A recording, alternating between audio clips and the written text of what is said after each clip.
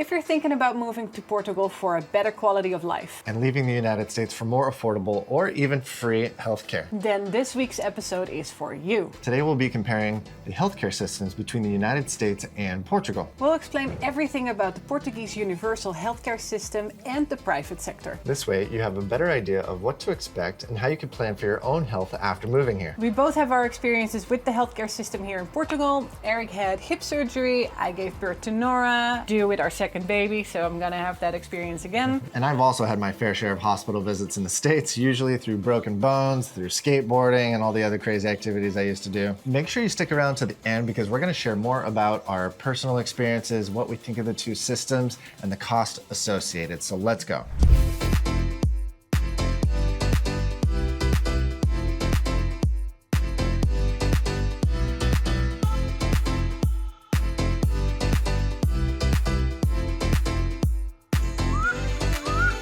Hi everyone, welcome back to our channel. If you're new here, welcome. My name is Josien. And I'm Eric, and together with our daughter, we are the Nation family. We've been living in Portugal since 2022, and over the past 3 years, we've had our fair share of experiences with hospitals here in Portugal. And we get the question all the time, what is healthcare like in Portugal? What was it like to give birth in Portugal? Today, we're gonna be talking about the differences between the healthcare systems in the United States here in Portugal. We're gonna discuss things like quality, cost, coverage, health insurances, accessibility, and more. Before we dive in, a quick disclaimer. We are not health experts, we are not doctors, and we are for sure not licensed professionals.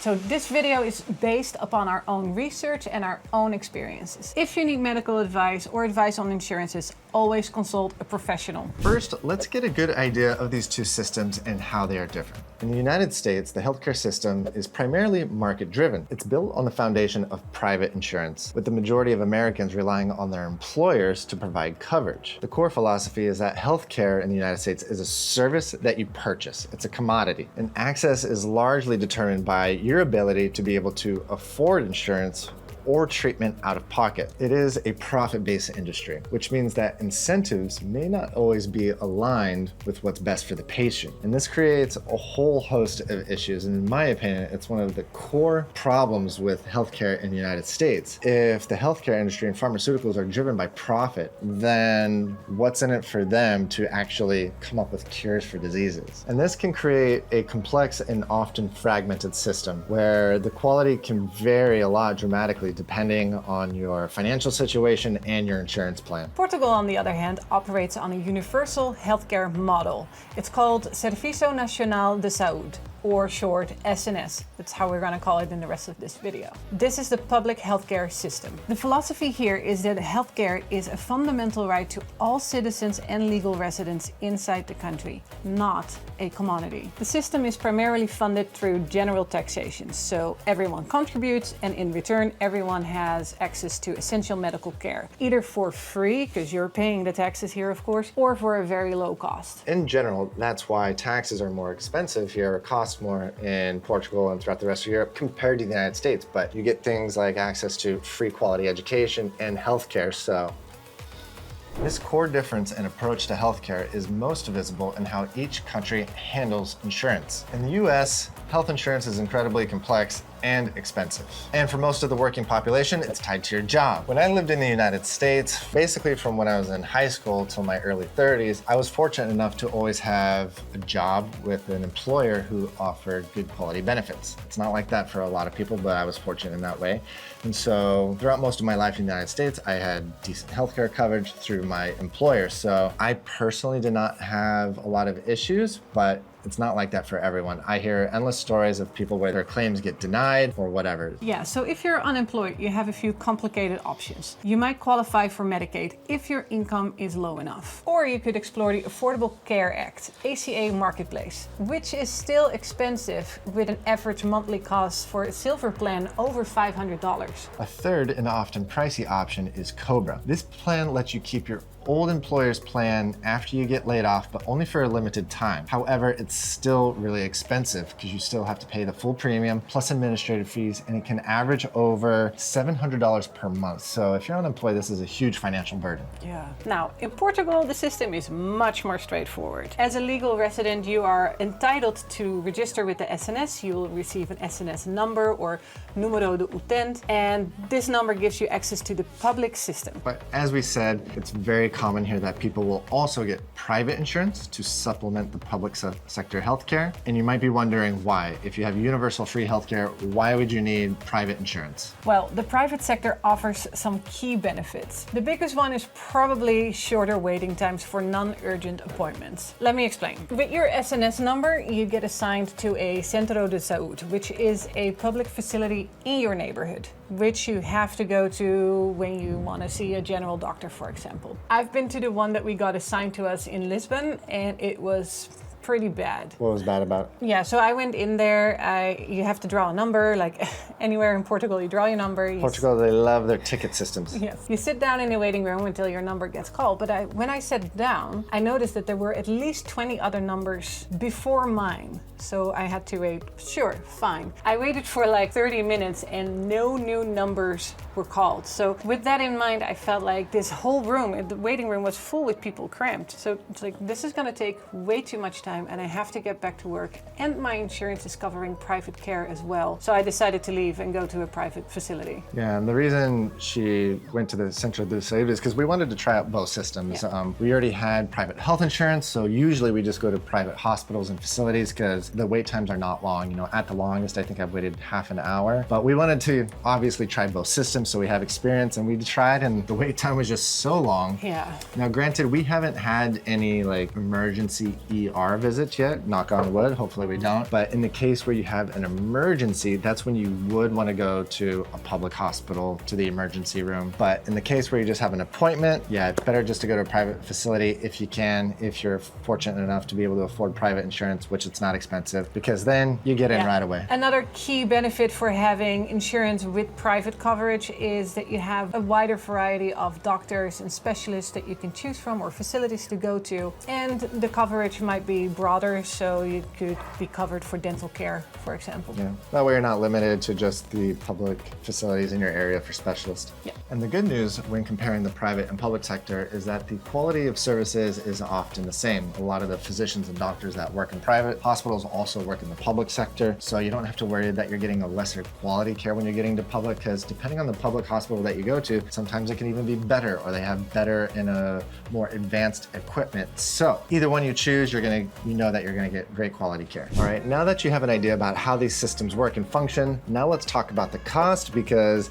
this is where the biggest difference is when you're comparing the two systems. And it's no secret that the United States has the most expensive healthcare and insurance in the world. Yeah, so much so that our Dutch global insurance will double the monthly fee or the daily fee even for the time that we are spending in the US. We are covered worldwide except the US. When we're going, we have to let them know in advance for how long and which dates, and they will simply double the price for those dates that we're there. That's pretty crazy. It's insane. Side note, we are still on our Dutch insurance indeed. That's because pregnancy, you do not want to change insurances when you're pregnant. Yeah, when we moved to Portugal, we were already pregnant with Nora, so we have had to stick with our global Dutch insurance because after Nora was born, we knew we wanted to go do some nomadic travel, and we wanted our Dutch nomadic insurance to keep covering us. But it is quite expensive, so I'm very much looking forward to transitioning to private Portugal insurance because it's much more affordable. Yeah, we're gonna probably do that by the end of the year, and I think a video will be created about our search, our research, and a comparison between different insurances here in Portugal. All right, but back to the cost. I'm gonna read some numbers here for you that might blow your mind. The average annual premium for an employer-sponsored family plan in 2024 is $24,000 a year, roughly $2,000 a month. This is according to the KFF Health Benefits Survey of 2024. I find that so incredibly high. It's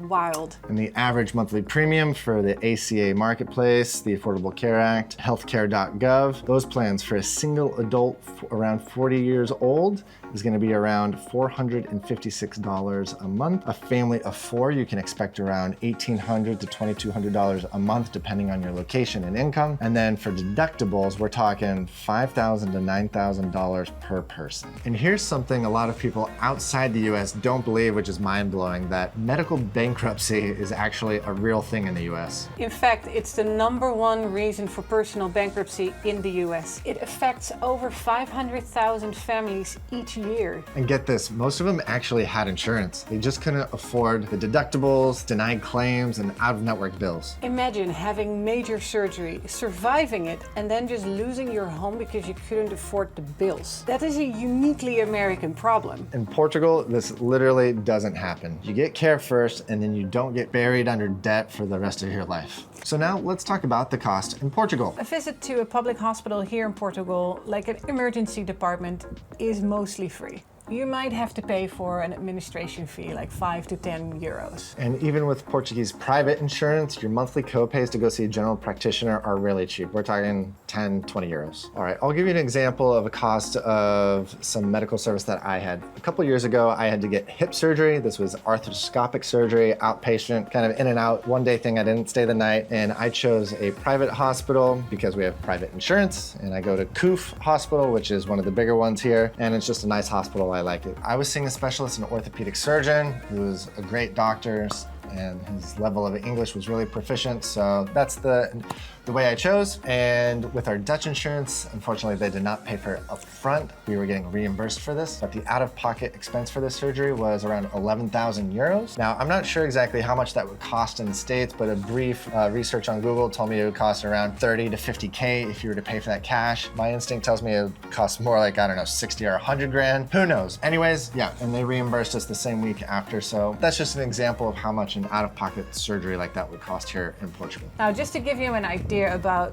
the cost of a private healthcare insurance here in Portugal, let's talk about some numbers. A comprehensive private healthcare insurance here in Portugal is between 30 euros a month and 150, maybe a little more than that. And we know that's a big range, but it just depends on your age, pre-existing conditions, or anything like that. And that sounds like a big range, but if you compare that number, like let's say it's the highest, let's say it's 200 a month, it's still so much cheaper than in the US. Yeah. It's such a difference. And if you're at the later stages in life, like in your 50s and 60s or higher, then it can go up to like 300, depending on how much of a comprehensive plan you want. Yeah, let's compare a few numbers when we're talking about giving birth between Portugal and the US. In the US, if you have insurance, a natural birth is anywhere between 5,000, 11,000 out of pocket. This is, of course, if there's nothing going wrong, no emergencies, no C-sections, that sort of stuff. Because if you have a C-section, it's about 7,500 and 14,000 out of pocket. The total billed amount to the insurance is anywhere between 30,000 and 50,000, depending on the hospital, the state, and all those things. Without an insurance, a natural birth is anywhere between $15,000 and $30,000. If you have a C-section, it's between 20 and 50K. And hospitals often require a large upfront deposit for uninsured births, like up to 10K just to schedule a delivery, which is mental to me. Yeah, so in the United States, not only do you have to worry about the cost of raising a child, but just giving birth alone is enough to put you into debt. Now, let's talk about Portugal. If you're using the public hospital system, so the SNS number situation, natural birth or a C-section is for free. If you go to the public sector. Covered fully by the national health system, the SNS, if you're registered or eligible. Includes prenatal care, delivery, postpartum care. Now, if you're going to a private hospital, it's a different number. I went to a private hospital when I gave birth to Nora, so I can talk about my own experience, but let's talk about the numbers first. A natural birth here in Portugal, private hospital, is about 2,500 to 4,000 euros. That is if there's no complications or whatsoever. If you have a C-section, it's between 4,000 and 7,500. Costs vary based on hospital and services, room upgrades, if your partner is staying. If it's a natural birth here in Portugal, you have to stay for 2 nights. If it's a C-section, you have to stay for 4 nights. So if your partner is staying with you in that room, of course, the numbers go up. I might add, it was quite a nice room and I slept pretty comfortably. And with private insurance like Medis or Multicare, a large portion may be reimbursed depending on the plan. Some expats report paying up until €1,000 out of pocket with high-tier private plans. Now, these costs vary depending on if your partner is going to stay with you, which hospital you're using, how much pain management you needed. There's a lot of factors here that in our personal experience, we went to Da Luz Hospital, a private hospital in Lisbon. It cost us a total of €5,500, and that was including Eric staying for 2 nights, because a natural birth is it's mandatory that you stay for 2 nights. If it's a C-section, you have to stay for 4 nights. But yeah, with Eric staying there, my pain management altogether, $5,500, but our insurance covered it too. So in the end, yeah, it was out of pocket, but we got it reimbursed. And that's because, again, we have the Dutch insurance. If you have Portuguese private insurance and they're in network with that hospital, then you wouldn't need to pay anything out of pocket. Yeah, I hope to have changed that this time around, that when we're going back to the hospital for this baby, that our insurance will pay everything directly to the hospital. So now let's also talk about the coverage of a health insurance. In the US, I know it's a lot more complicated and it needs a lot more research before signing up with any insurance.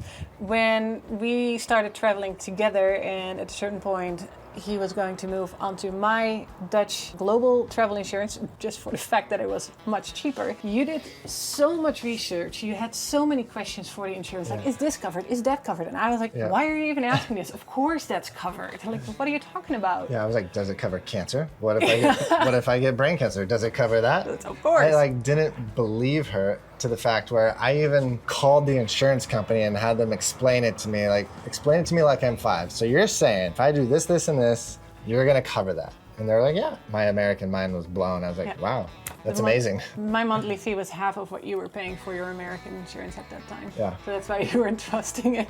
But yeah, so going back to coverage, when you get an insurance plan from your employer or whatever, when you're in the US, there's a long list of what they cover and what they don't cover, and even what they do cover under certain conditions, and depending on your premium and the tier of your plan. It's like a puzzle trying to figure out, how much you want to pay versus what you want to have covered, which is unfortunate. You shouldn't have to. You should just know that you're going to be covered by the healthcare system. Sounds a bit like a scam. It's probably a scam. The healthcare system in the United States is a scam. I said it. In Portugal, the public system, the SNS, it covers everything. And I'm talking everything. Cancer diagnosis and treatment, chronic illness, brain surgery, heart surgery, diabetes, whatever condition you might get, you have the peace of mind knowing that you're going to be covered. Now, I know if you're an American watching this, that might blow your American mind, but it's true. And I think just having that peace of mind is priceless. It's pretty amazing. Little side note though, not everything, like dental care or plastic surgery, that's of course not covered. Vision's probably not always covered. It depends a little bit on which insurance you're going with. But that's why you're choosing private health insurance, right? Because then you can choose to add dental to your insurance. Which again, you can expect to spend around between 30 to 150 euros for your private insurance. Yeah, so besides waiting times and availability, you also get dental insurance, for example, with your private healthcare insurance. Also, let's talk about pharmaceuticals for a bit. When it comes to medication, Portugal has a very efficient e-prescription system. When a doctor prescribes medication to you, that medication is linked to your SNS number. It's a digital system.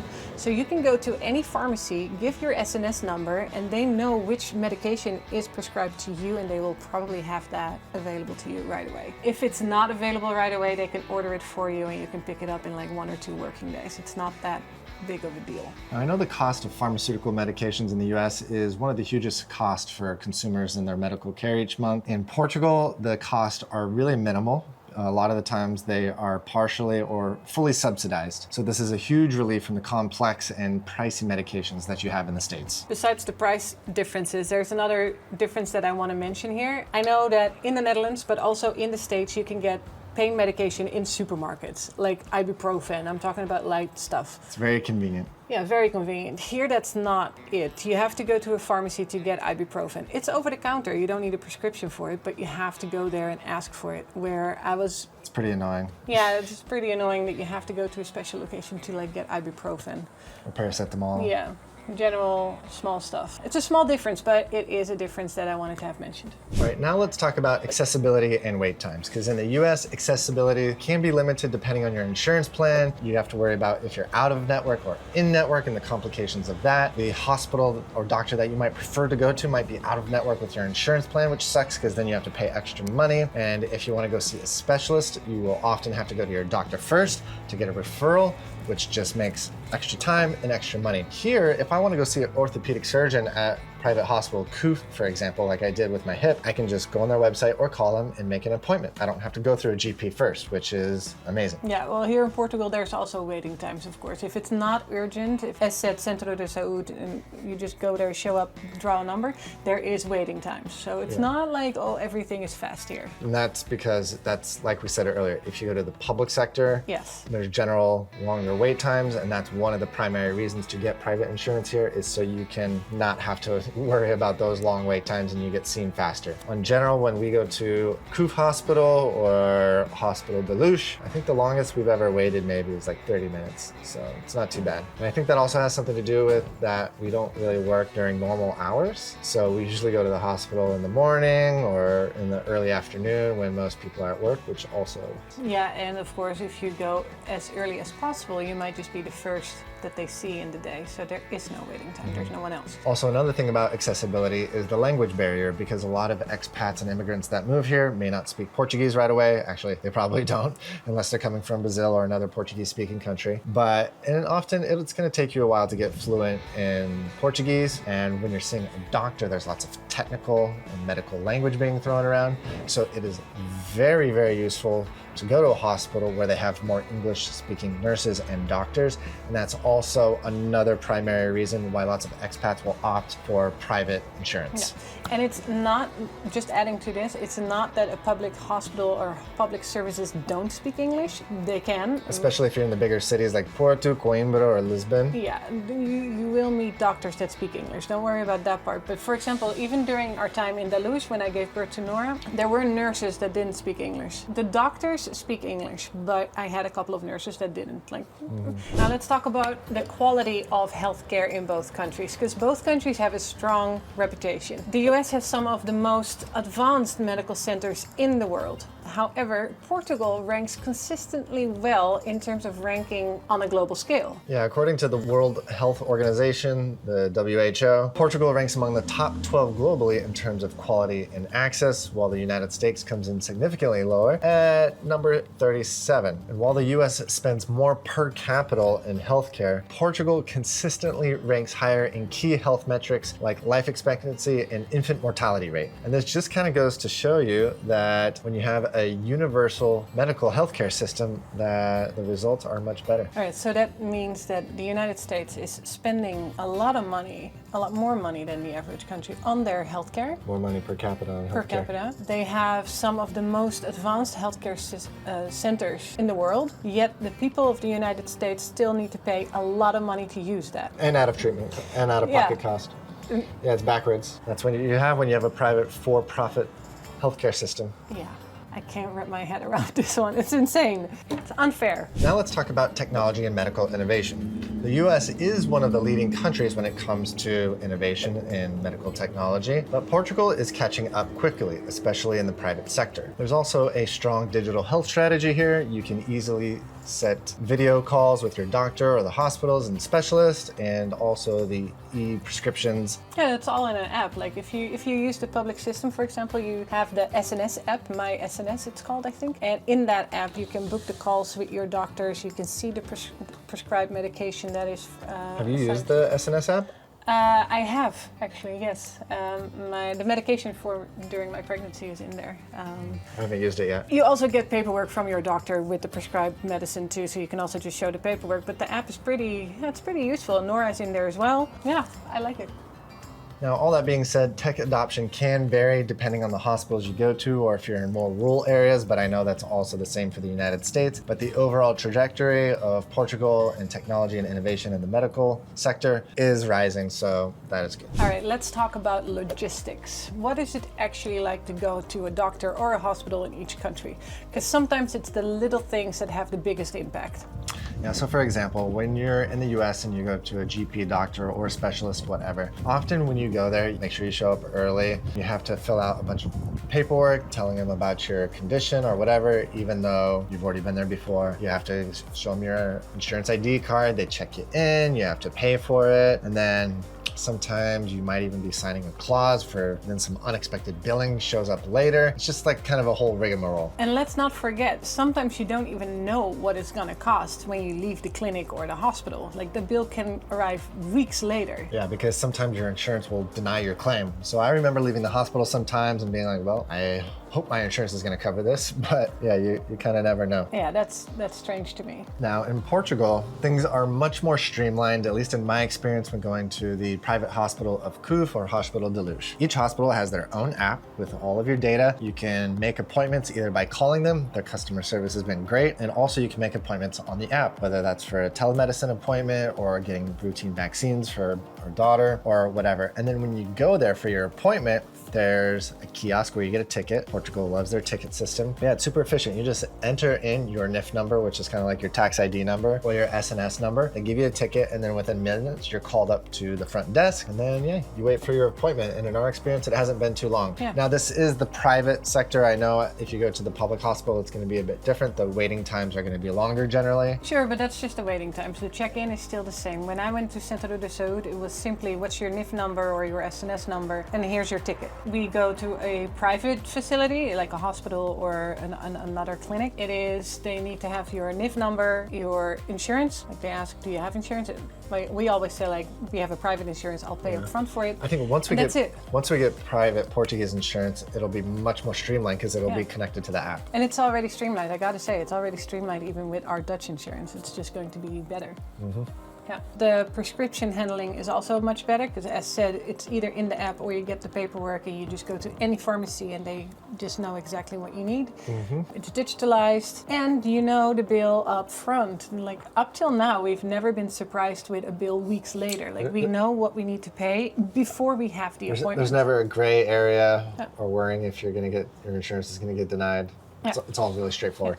All right, last but not least, what about elderly care? I think this is a major point for any retiree or anyone who's planning on getting older here in Portugal. Yeah, because one day I would like to bring my mom over here maybe one day if she's willing to leave the United States, which last time she came to visit, she did express interest in. Yeah, so the public system here provides healthcare for free to anyone over 65. All right, now one thing to be aware of is if you are an American retiree coming over here and you haven't learned Portuguese language yet, and that might take you a while, is that if you have private insurance, which you most likely will as a supplement, it's very common and we recommend it, is that once you reach the age of 75, it's not uncommon that a lot of these private insurance companies can drop you. Even if they do, I mean, you'll still get healthcare in the public system, so you don't have to worry about that, but you have to worry about that language barrier a little bit more and the longer wait times. But if you're in a city like Lisbon, Coimbra, Porto, or in the Algarve, it's more common that they speak English. But if your private insurance drops you and then you have to go to the public hospital, that might be something to be aware of. But hopefully you will be a good citizen and learn Portuguese.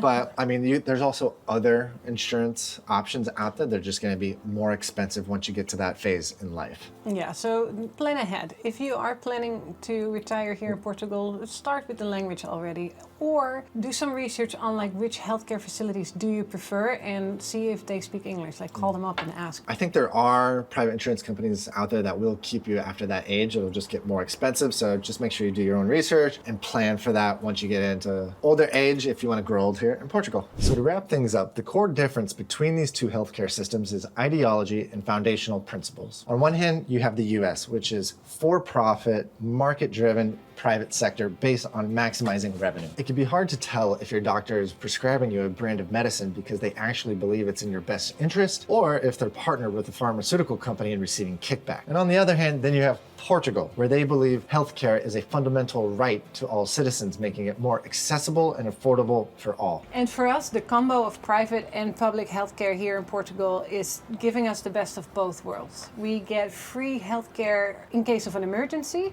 and we have affordable and fast access to specialists when we need them. Yeah, and the great quality healthcare is one of the key reasons why we decided to move to Portugal when we were deciding where we wanted to live in Europe, is having good quality healthcare was important for us, knowing that we were going to be starting a family soon. Yeah. If you're currently in the US and you're thinking about making the move to Portugal, we'd love to hear your questions and thoughts about the healthcare system here in Portugal. And if you have any crazy stories from some healthcare situation that happened in the US, and if you don't mind sharing, leave a comment down below.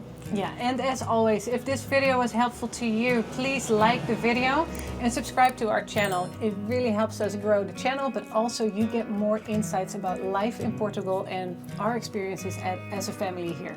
Well, thank you for watching, and remember, explore life beyond borders. Adios, Bye. ciao. Ciao.